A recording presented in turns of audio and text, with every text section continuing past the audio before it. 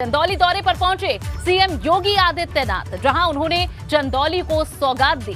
यहां उन्होंने कई परियोजनाओं का लोकार्पण और शिलान्यास किया।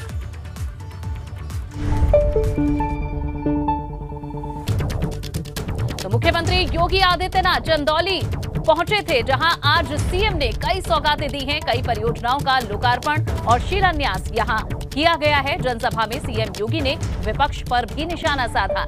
चुनावी माहौल है, ऐसे में वार पलटवार मुद्दों पर पार्टियां कर रही हैं।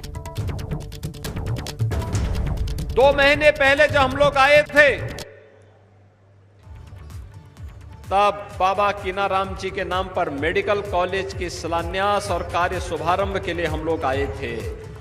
और आज तो बाबा कीनाराम की ही पावन धरती पर, उनकी जन्मभूमि पर रामगढ़ में हम लोगों को आने का सौभाग्य प्राप्त हुआ। और यहीं पर हम लोगों ने बाबा कीनाराम जी की इस पावन भूमि को प्रणाम करते हुए यहां के सुंदरीकरण की एक विस्तृत कार्य योजना का शुभारंभ भी हम लोग करने के लिए आज आए हैं। चंदौली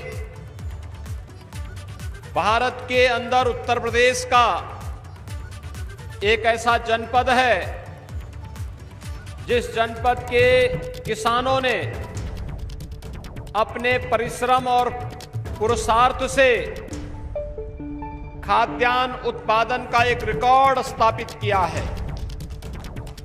ब्लैक राइस 3 वर्ष पहले तक उत्तर प्रदेश में नहीं पैदा होता था, लेकिन आज यहां के 2400 किसान 2100 हेक्टेयर भूमि पर ब्लैक राइस की खेती कर रहे हैं और उसको यहां से एक्सपोर्ट के हब के रूप में स्थापित करके इस खाद्यान्न उत्पादन में इस जनपद को देश और दुनिया के सामने एक नई पहचान के साथ प्रस्तुत कर रहे हैं।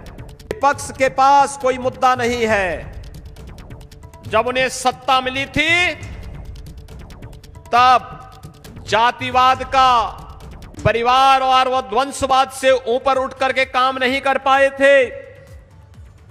भाई भतीजेवाद के नाम पर पूरी जाति को बदनाम कर रहे थे।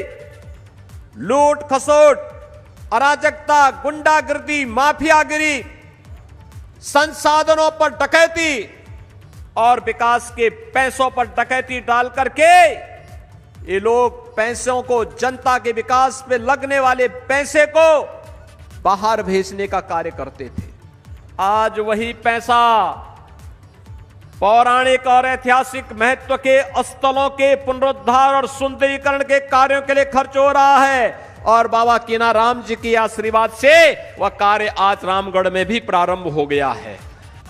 हम लोगों ने जब यहां मेडिकल कॉलेज का शिलान्यास किया था, तब भी मैंने कहा था, पूछा जाना चाहिए समाजवादी पार्टी को 4 बार उन्हें प्रदेश के अंदर सत्ता में रहने का अवसर प्राप्त हुआ।